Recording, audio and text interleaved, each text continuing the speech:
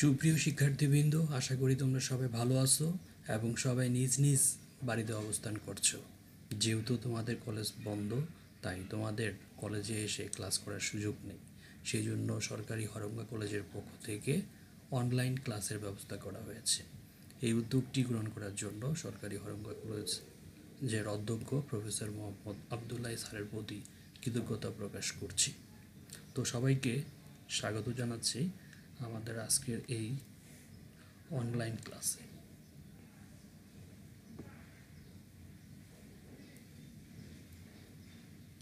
আর আজকের এই ক্লাসটি পরিচালনা করব আমি মোহাম্মদ মামুনুর রশিদ, বিসিএস সাধারণ শিক্ষা প্রভাষক ব্যবস্থাপনা, সরকারি হরঙ্গা কলেজ, মুন্সিগঞ্জ। তোমরা শুরুতেই একটি ছবি দেখতে পাচ্ছ এবং ছবিটি দেখে বলতে হবে এই ব্যক্তিটির নাম কি। তোমরা ঠিকই বলতে পারছো যে এই ব্যক্তির নাম হচ্ছে, আমি একটু আরও সহজ করে দিই, যাকে ব্যবস্থাপনার জনক বলা হয়। তাহলে তোমরা সবাই বলতে পারছো এই ছবিটি যে ব্যক্তি সে হলো ব্যবস্থাপনার জনক হেনরি ফেওল। হেনরি ফেওল তার অ্যাডমিনিস্ট্রেশন ইন্ডাস্ট্রিয়াল অ্যাট জেনারেল এই গ্রন্থে ব্যবস্থাপনার 14টি মূলনীতি নির্দেশ করেন, যা ব্যবস্থাপনার মূলনীতি হিসেবে পরিচিত। তো শিক্ষার্থী বন্ধুরা, তোমরা বুঝতে পারছো আমাদের আজকের আলোচ্য বিষয় কি হতে পারে। আলোচ্য বিষয় ব্যবস্থাপনার নীতি। শিখন ফল।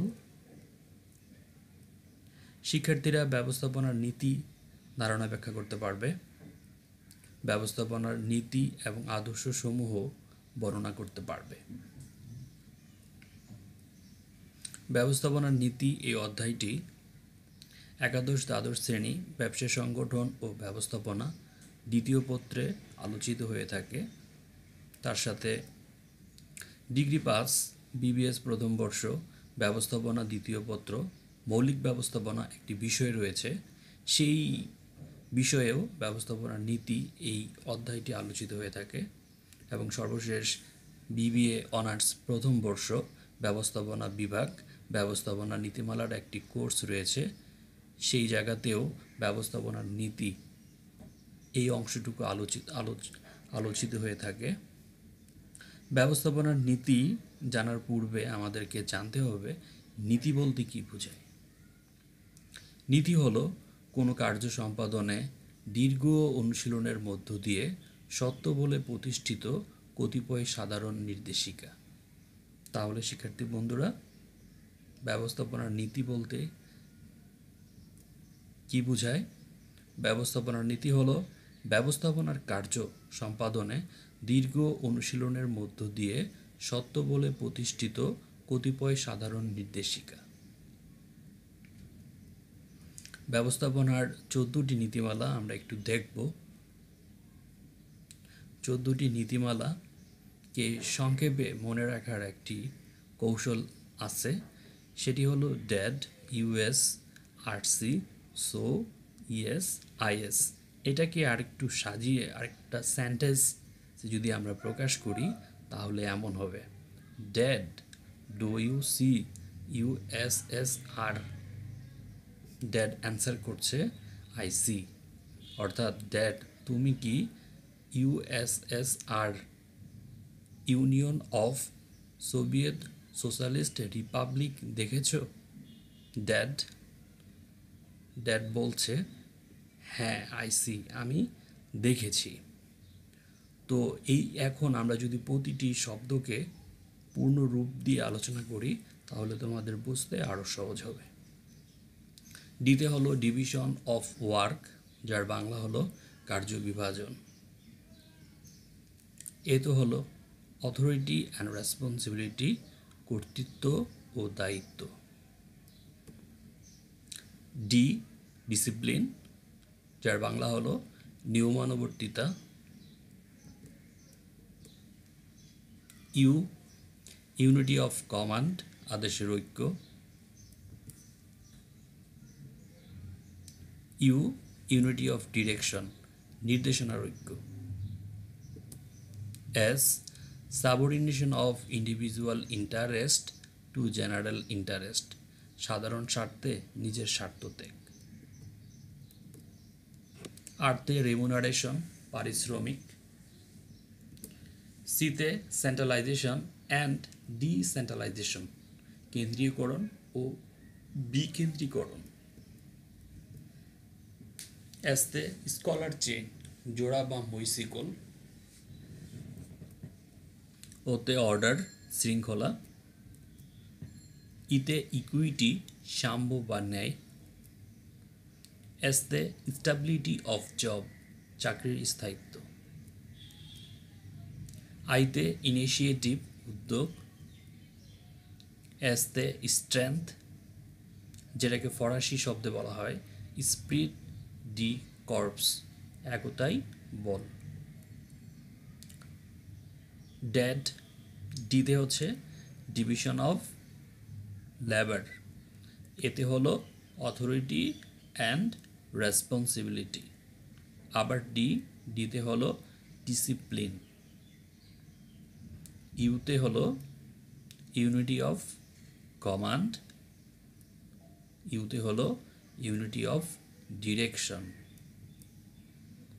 এসতে হলো subordination of individual interest to general interest. আর রেমুনারেশন, সিতে সেন্ট্রালাইজেশন অ্যান্ড ডিসেন্ট্রালাইজেশন। এসতে স্কলার চেইন, ওতে অর্ডার, ইতে ইকুইটি। এসতে স্টেবিলিটি অফ জব। আইতে ইনিশিয়েটিভ। এসতে স্ট্রেংথ। তো শিক্ষার্থী বন্ধুরা, তোমরা একটি ছবি দেখতে পাচ্ছ এবং এই ছবিটি দেখে বলতে হবে ব্যবস্থাপনার কোন নীতির কথা বলা হয়েছে। যদি আমরা প্রথম ছবিটি দেখি বাম পাশ থেকে, তাহলে দেখতে পাবো একজন শেফ, একজন ইঞ্জিনিয়ার আর একজন বার্বার। দ্বিতীয় ছবিটি যদি আমরা লক্ষ্য করি তাহলে দেখতে পাবো ইঞ্জিনিয়ার, তার কাজের মধ্যে আবার কিছু ভাগ আছে, যেমন প্রথমজন ফ্রেমিং, দ্বিতীয়জন সাইডিং, তৃতীয়জন পেইন্টিং, চতুর্থজন ইন্সপেকশন এবং পঞ্চম ব্যক্তি তার কাজ হলো শিপিং। তাহলে বুঝতে পারছো ব্যবস্থাপনার কোন নীতির কথা বলা হয়েছে। ব্যবস্থাপনার কার্য বিভাজন নীতির কথা বলা হয়েছে।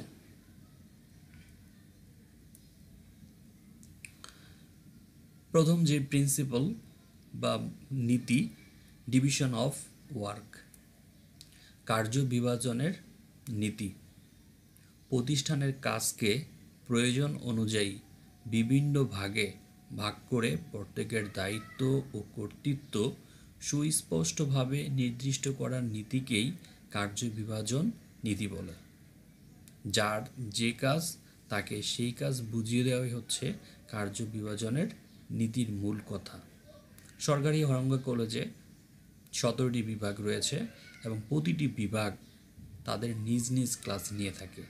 ব্যবস্থাপনা বিভাগের শিক্ষকেরা ব্যবস্থাপনা বিষয়ের যে ক্লাসগুলো আছে সেগুলো নিয়ে থাকবে। আবার হিসাব বিজ্ঞানের শিক্ষকেরা হিসাব বিজ্ঞান বিভাগের যে ক্লাসগুলো রয়েছে তারা সেই ক্লাসগুলো নিবে। এটাই হচ্ছে কার্য বিভাজনের নীতি। দ্বিতীয় যেই ছবিটি আমরা দেখতে পাচ্ছি, এই ছবিটি মূলত হেনরি ফ্যাউলেট দ্বিতীয় মূলনীতি, কর্তৃত্ব ও দায়িত্ব, এই নীতিটির কথা বলা হয়েছে। কর্তৃত্ব হলো আদেশ দানের অধিকার, অন্যদিকে দায়িত্ব হলো জবাবদিহি করার বাধ্যবাধকতা। শিক্ষার্থী বন্ধুরা, তোমরা বাসায় হোমওয়ার্ক করবে অথরিটি ভার্সেস রেসপন্সিবিলিটি, কর্তৃত্ব এবং দায়িত্বের মধ্যে কোনো পার্থক্য আছে কিনা। কর্তৃত্ব তোমরা জানো, আদেশ দানের ক্ষমতা, আর রেসপন্সিবিলিটি হচ্ছে জবাবদিহি করার বাধ্যবাধকতা। তো তোমরা দ্বিতীয় যে ছবিটি আছে সেই ছবিটি যদি লক্ষ্য করো তাহলে দেখতে পাবে রেসপন্সিবিলিটি। এই কাজটি জন্য কে দায়ী? ইউ। কোম্পানি কেন প্রফিট করতে পারলো না? এর জন্য দায়ী কে? ইউ। অর্থাৎ সবগুলো আঙ্গুল ওই ব্যক্তির দিকে। That is responsibility. অথরিটি আমরা যদি তাকাই তাহলে উপরের ব্যক্তি, সে নিচের যারা আছে তাদেরকে আদেশ দান করার ক্ষমতা অর্পণ করে থাকে। এই ছবিটি যদি লক্ষ্য করো তাহলে তোমরা দেখতে পাবে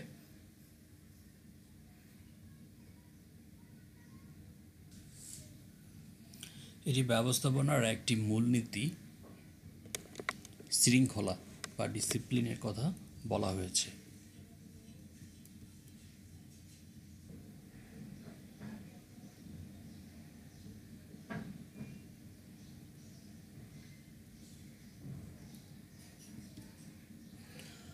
নিয়মানুবর্তিতার নীতি প্রতিষ্ঠানের জন্য উত্তম নিয়ম নীতি নির্ধারণ এবং তা মেনে চলার নীতিকেই ব্যবস্থাপনার নিয়মানুবর্তিতার নীতি বলে।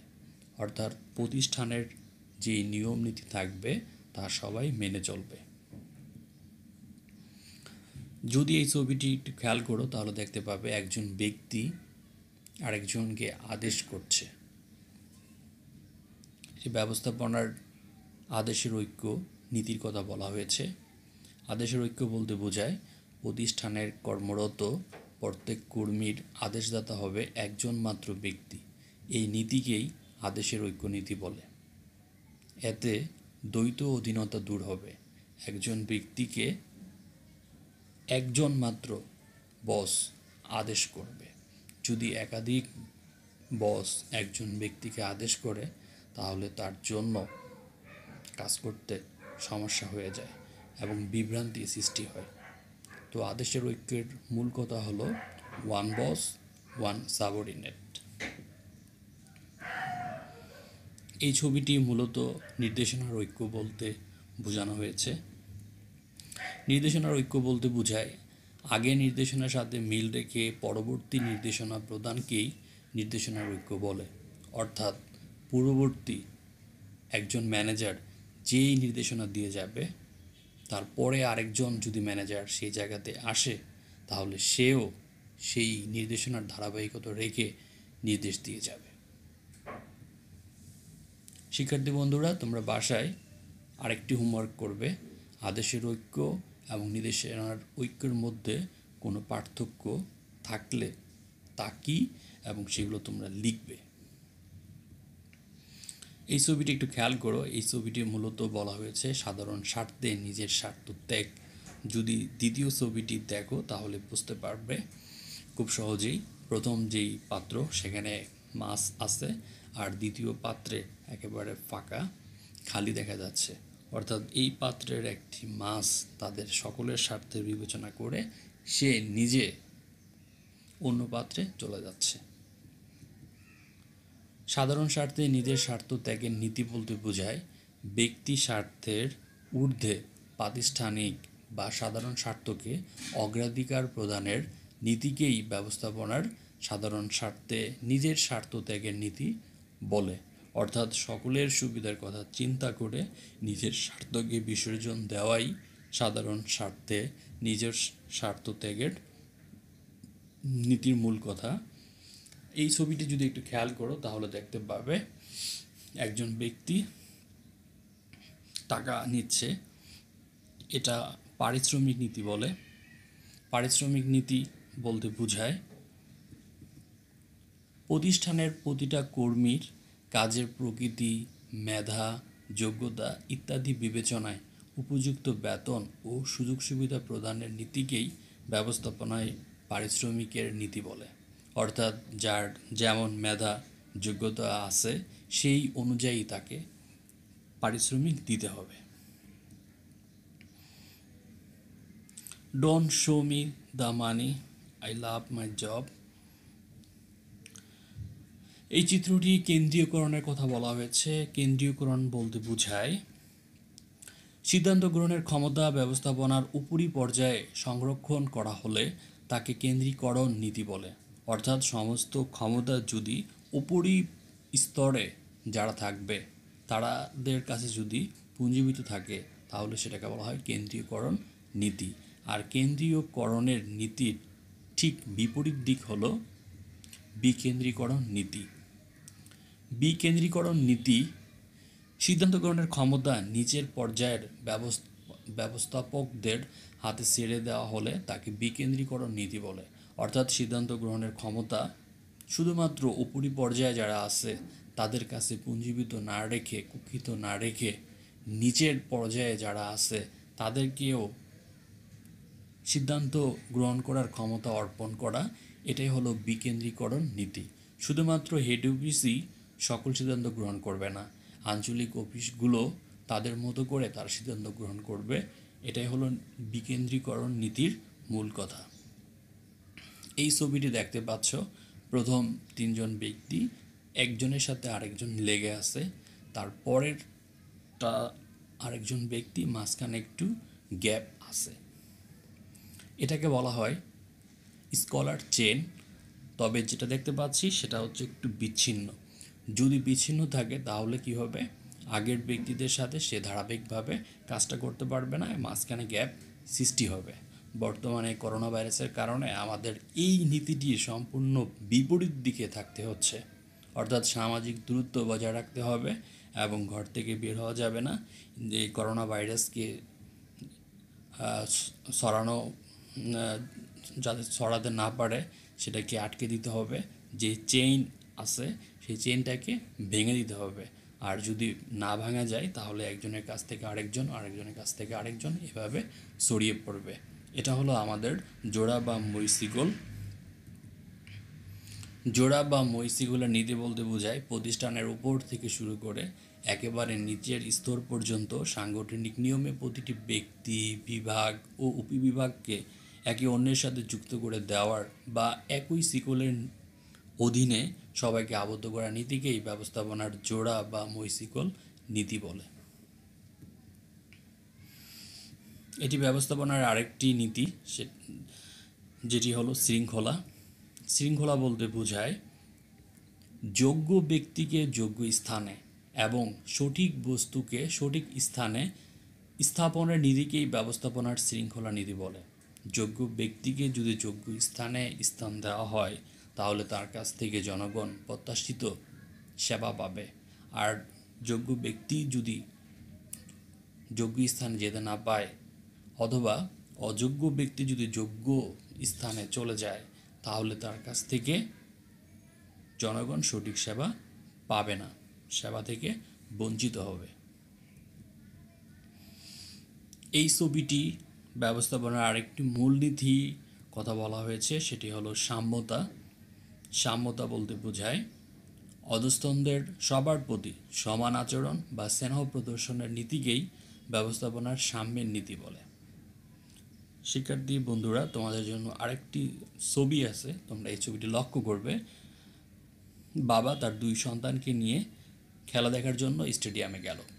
প্রথম দৃশ্যে আমরা যদি একটু খেয়াল করি তাহলে দেখতে পাবে বাবা, তার বড় সন্তান এবং ছোট সন্তান তিনজনই তিনটি টুলের উপর দাঁড়িয়ে আছে।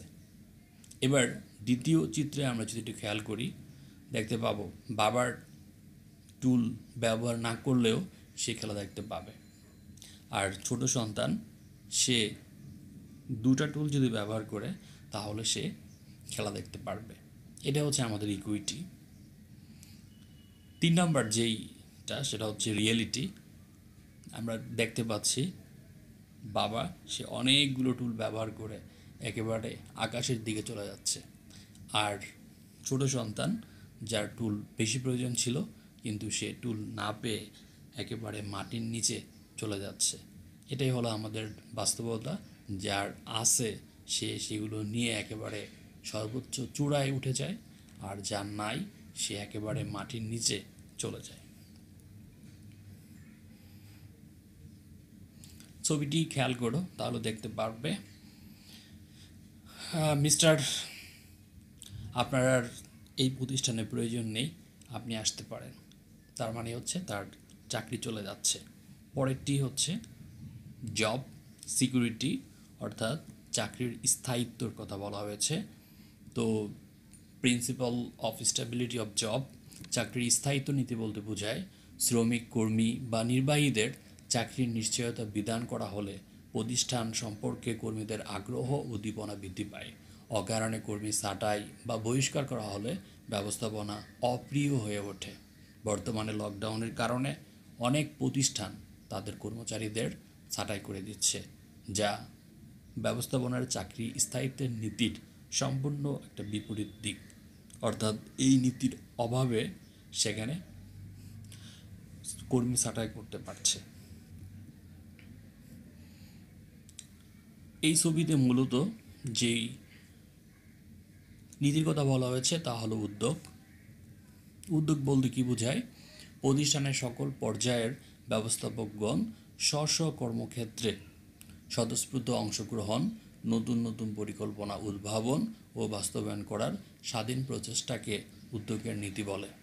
অর্থাৎ সকল পর্যায়ের ব্যবস্থাপক স্বতঃস্ফূর্তভাবে অংশগ্রহণ করতে পারবে এবং নিজেদের নতুন নতুন পরিকল্পনা উদ্ভাবন করতে পারবে এবং সেগুলো বাস্তবায়ন করার স্বাধীনতা পাবে।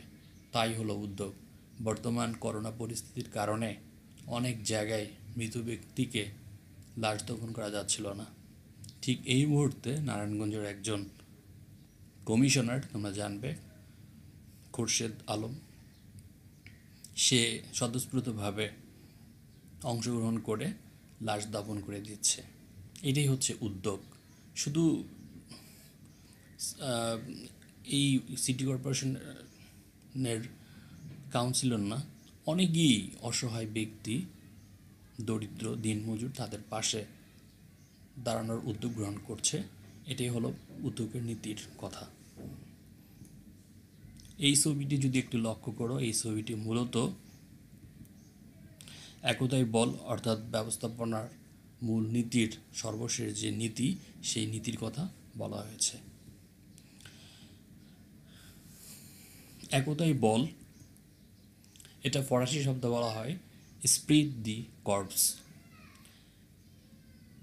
এর মূল কথা হলো প্রতিষ্ঠানে কর্মরত সকল ব্যক্তি, বিভাগ ও উপবিভাগকে সর্বাবস্থায় ঐক্যবদ্ধ থেকে পারস্পরিক সহযোগিতায় কর্মকাণ্ড পরিচালনার নীতিকেই ব্যবস্থাপনার একতাই নীতি বলে। অর্থাৎ সকল ব্যক্তি, বিভাগ এবং উপবিভাগ সর্বাবস্থায় ঐক্যবদ্ধ থেকে পারস্পরিক সহযোগিতায় কাজ করে যাবে। এটাই হলো একতাই বল নীতির মূল কথা। বর্তমান যে করোনা পরিস্থিতি, সেই পরিস্থিতির জন্য সকল ব্যক্তিকে এক হয়ে কাজ করতে পারলে আমরা এই করোনা যে যুদ্ধ চলছে, মহামারী চলছে, তা আমরা রুখে দিতে পারব।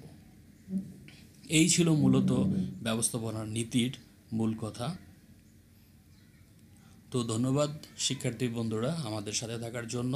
তোমাদের জন্য এরকম আরও অনেকগুলো ক্লাসের ব্যবস্থা করা হবে এবং আমারও অনেকগুলো ক্লাস তোমরা পেয়ে থাকবে। সেই পর্যন্ত সবার সুস্থতা কামনা করছি। সবাই ভালো থাকবে, সুস্থ থাকবে এবং নিজ নিজ বাড়িতে থাকবে।